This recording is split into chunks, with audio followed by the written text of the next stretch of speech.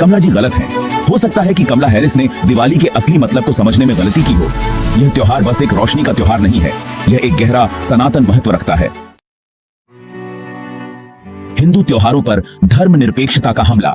कई सालों से हिंदू त्योहारों को लगातार धर्मनिरपेक्ष आलोचनाओं का सामना करना पड़ रहा है, अक्सर वामपंथी उदारवादी लोगों द्वारा। दिवाली को पर्यावरणीय कारणों से, होली को पानी के उपयोग के लिए, रक्षाबंधन को कथित लैंगिक रूढ़िवादों के लिए और शिवरात्रि को दूध चढ़ाने के प्रतीकवाद के लिए आलोचना की जाती है। यहाँ तक कि दुर्गा पूजा और गणेश चतुर्थी भी इससे अछूते नहीं हैं। इन उत्सवों के दौरान हमारे जल निकायों को प्रदूषण से बचाने के लिए बार बार अपील की जाती है। एक और चलन, सनातन संस्कृति का धर्मनिरपेक्षीकरण। हाल ही में एक नया चलन देखने को मिला है, सनातन संस्कृति और परंपराओं का जानबूझकर धर्मनिरपेक्षीकरण।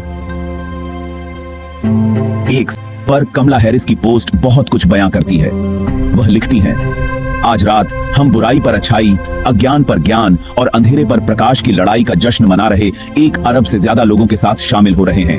रोशनी के त्योहार का जश्न मना रहे सभी लोगों को दिवाली की शुभकामनाएं। दिखता प्रगतिशील है, पर ऊपरी तौर पर उनके शब्द समावेशी और प्रगतिशील लग सकते हैं। फिर भी वे दिवाली के पवित्र सार को कमजोर करने के लिए एक अधिक परिष्कृत, गुप्त प्रयास को दर्शाते हैं। इसे सनातन धार्मिक परंपराओं में गहराई से निहित उत्सव के बजाय प्रकाश के सामान्यीकृत उत्सव में बदल देते हैं। सनातन त्योहारों को कलंकित करने की चाल। हमारे त्योहारों की गहरी सनातन जड़ों को कमजोर करने के लिए बनाई गई यह चाल अक्सर उल्टी पड़ जाती है, खासकर सोशल मीडिया के इस दौर में, जहां वामपंथी विचारधाराओं की व्यापक आलोचना होती है। उदाहरण के लिए, हाल ही में एक लेख में करवा चौथ के व्रत को अस्वास्थ्यकर बताते हुए उसे हतोत्साहित किया गया था, जबकि उसी प्रकाशन ने रमजान के दौरान रोजा रखने को उसके स्वास्थ्य लाभों के लिए बढ़ावा दिया था। इस दोहरेपन को तुरंत पकड़ लिया गया। हिंदू त्योहारों का धर्मनिरपेक्षीकरण चिंताजनक है। हिंदू त्योहारों को धर्मनिरपेक्ष बनाने की यह कोशिश परेशान करने वाली है। जैसा कि कमला हैरिस बताती हैं, दिवाली केवल रोशनी का त्योहार नहीं है, यह हंसी, मिठाई, परिवार और हाँ, पटाखों का समय है। लेकिन इन सब के नीचे एक धार्मिक उत्सव है, एक पवित्र मूल जो सदियों पीछे तक फैला हुआ है। रोशनी का त्योहार, कहानी की समस्या। दिवाली को केवल रोशनी के त्योहार तक सीमित कर देना उसकी सांस्कृतिक गहराई की अवहेलना है और यह उसे उसकी धार्मिक और सांस्कृतिक जड़ों से तोड़ देता है। प्राचीन परंपरा में निहित यह त्योहार पूरे भारत में विभिन्न किंवदंतियों का जश्न मनाता है। राम के अयोध्या वापसी से लेकर दक्षिण में कृष्ण द्वारा नरकासुर के वध तक और बंगाल में देवी काली की राक्षसों पर विजय तक। दिवाली की तमिल परंपरा बिल्कुल अनोखी है।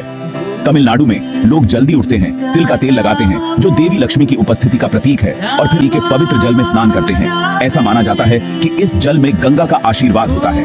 एक दूसरे का अभिवादन गंगा स्नान आचा कहकर करते हैं। या क्या आपने गंगा में पवित्र डुबकी लगाई? यही वह गहरी आध्यात्मिक श्रद्धा है जो हमें सनातन परंपरा में एकजुट करती है। सनातन परंपराओं से पवित्रता को अलग करना। हिंदू त्योहारों से पवित्रता को अलग करने का यह प्रयास दिवाली से कहीं आगे तक फैला हुआ है। प्राचीन हिंदू ग्रंथों और यहाँ तक कि स्वयं संस्कृत भाषा को भी इसी तरह के व्यवहार का सामना करना पड़ रहा है। पश्चिम में विद्वान संस्कृत का अध्ययन उसकी भारतीय जड़ों को स्वीकार किए बिना करते हैं, इसे एक अलग मृत अवशेष मानते हैं। राजीव मल्होत्रा अपनी किताब द बैटल फॉर संस्कृत में चर्चा करते हैं कि कैसे शेल्डन पोलक जैसे पश्चिमी विद्वान संस्कृत के अध्ययन की वकालत तो करते हैं, लेकिन उसके सांस्कृतिक सार की उपेक्षा करते हैं। संस्कृत के प्रति पोलक की उपेक्षा। संस्कृत पर पोलक का दृष्टिकोण केवल धर्मनिरपेक्ष ही नहीं है, बल्कि अक्सर खारिज करने वाला होता है। वह यहाँ तक कहते हैं कि संस्कृत और यहाँ तक कि रामायण भी उत्पीड़न के साधन रहे हैं। हम में से जो लोग सनातन धर्म से जुड़े हैं, उनके लिए इस तरह की व्याख्याएं हमारी पवित्र भाषा में निहित सांस्कृतिक पहचान को छीन लेती हैं। सनातन धर्म पर गहरा, गंभीर प्रहार। लंबे समय में संस्कृत और हिंदू त्योहारों के सनातन मूल पर किए गए ये सूक्ष्म हमले स्थायी प्रभाव डाल सकते हैं। स्पष्ट एजेंडे वाले विरोधी को पहचानना आसान है, लेकिन जो दोस्त के वेश में आता है उसका सामना करना कहीं ज्यादा चुनौतीपूर्ण होता है। देखने के लिए धन्यवाद। अगर आपको यह संदेश अच्छा लगा हो तो कृपया इसे लाइक, शेयर और सब्सक्राइब करें, और हमें बेहतर बनाते रहने में मदद करने के लिए अपने विचार कमेंट में साझा करना न भूलें। आइए अपनी विरासत का सम्मान और संरक्षण मिलकर करते रहें।